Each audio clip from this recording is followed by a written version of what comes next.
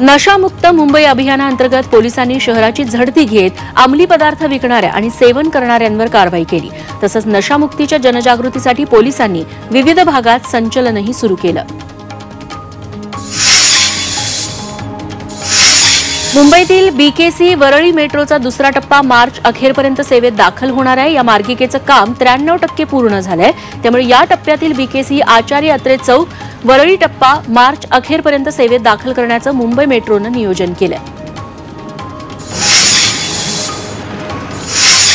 मुंबई महापालिका प्रशासनानं महसूल वाढवण्यावर भर देत विविध उपाययोजना हाती घेतल्यात। यात रिक्त भूभाग भाडेपट्ट्यातून महसूल वाढवण्याचा प्रयत्न केला जाणार आहे। त्यामुळे पुढील 4 वर्षात अंदाजे महसूल 12,000 कोटी अपेक्षित धरण्यात आला।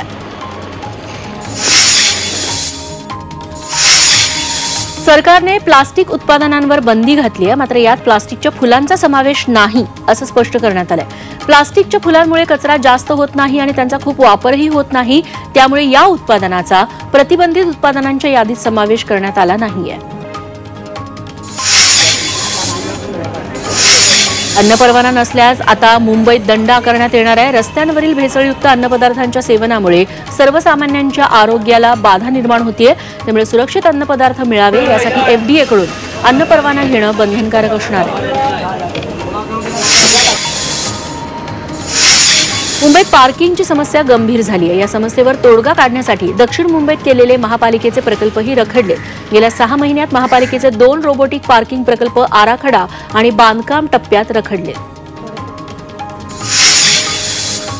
मुंबई महापालिकेकडून राडारोडा प्रक्रिया प्रकल्पांची क्षमता वाढवण्याचे प्रयत्न सुरू आहेत। मुंबईत दररोज जवळपास 8,000 मेट्रिक टन राडारोड्यावर प्रक्रिया करण्याची क्षमता या प्रकल्पांमध्ये नाही। या प्रकल्पांची प्रक्रिया करण्याची क्षमता वाढवण्याचा विचार महापालिका पातळीवर सुरू आहे।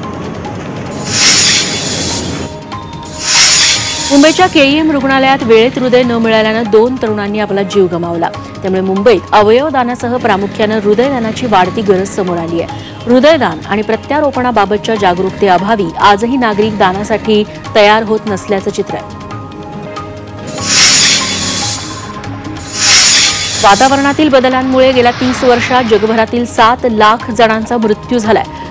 जर्मन विच संस्थेच्या माध्यमातून ही माहिती विश्लेषणात समोर आली आहे। तर या घटनांमधील जगभरातील सर्वाधिक बाधित देशांमध्ये भारताचा क्रमांक पहिल्या 10 देशांमध्ये आहे। मुंबईतील एका सेवानिवृत्त सरकारी अधिकाऱ्यानं अधिक पैसे कमावण्याच्या नादात आयुष्यभर कमावलेली रक्कम 5 वर्षात गमावली। सायबर चोरट्यांनी गुंतवणुकीवर चांगला परतावा देण्याचं प्रलोभन दाखवलं, नंतर कारवाईची धमकी देऊन जवळपास 3 कोटी रुपये उकळले। ठाण्यात मध्यरात्री 2 चोरट्यांनी नाल्यावरील झाकण चोरून नेलं। टिकुजिनी वाडीच्या समोर असणाऱ्या गेटसमोरील ही झाकण चोरट्यांनी पळवली। एक चोरटा रिक्षातून उतरत रिक्षा चालकाच्या मदतीनं नाक्यावर असणारं झाकण चोरलं। हा सगळा प्रकार सीसीटीव्ही चित्रित झालाय।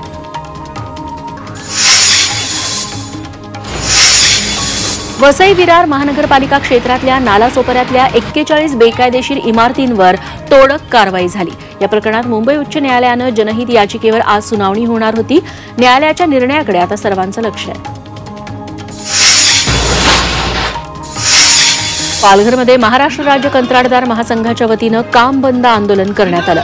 पूर्ण झालेल्या कामांची थकीत बिलं लवकरात लवकर निघावी या मागणीसाठी हे आंदोलन करण्यात आलं।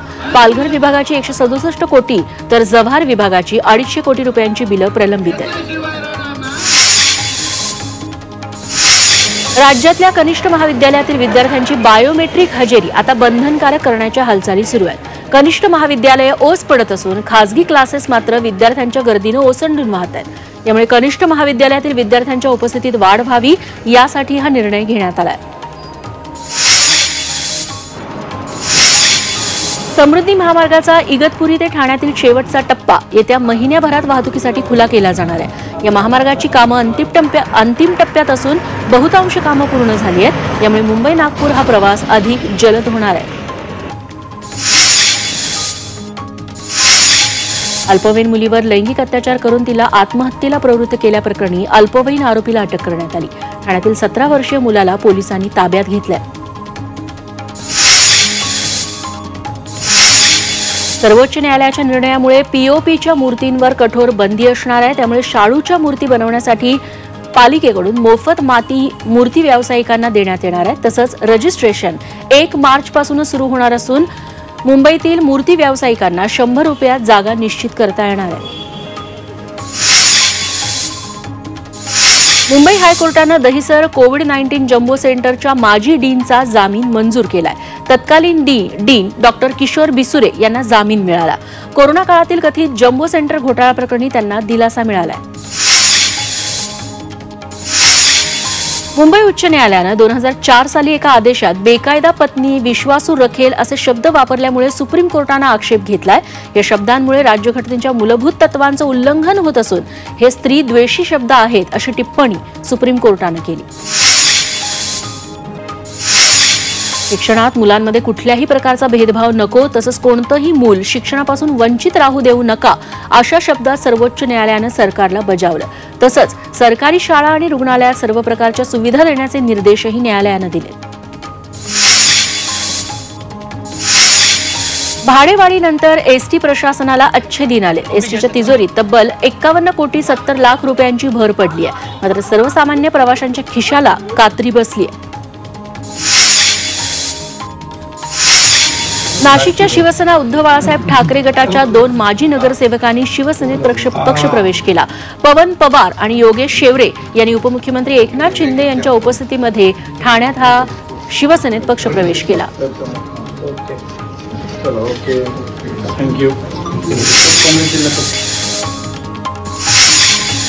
मुंबईतल्या धारावीत 15 नोव्हेंबर 2022 पूर्वी अस्तित्वात असलेल्या वरच्या मजल्यावरील झोपडीधारकांना पुनर्विकास प्रकल्पात सामावून घेतलं जाणार आहे। त्यांचं पुनर्वसन धारावी बाहेर केलं जाईल। या झोपडीधारकांना 300 चौरस फुटांचं घर दिलं जाणार आहे। नवी मुंबईच्या खाडीवर फ्लेमिंगो पक्ष्यांचा थवा पाहायला मिळाला। या पक्ष्यांना इथं मुबलक प्रमाणात खाद्य मिळत असल्यानं ते हजारो मैल प्रवास करून इथं येत असतात। तर या पक्ष्यांना पाहण्यासाठी पर्यटकांनी गर्दी केली आहे। भिवंडीतील प्रलंबित वनहक्क जमिनींचे दावे निकाली निघणार आहेत। श्रमजीवी संघटनेनं आंदोलन केल्यानंतर महसूल विभागानं तात्काळ प्रलंबित प्रकरणांची मोजणी केली आहे। त्यामुळे या आंदोलनाला यश आलं असून आदिवासींना त्यांच्या हक्काच्या जमिनी मिळाल्या।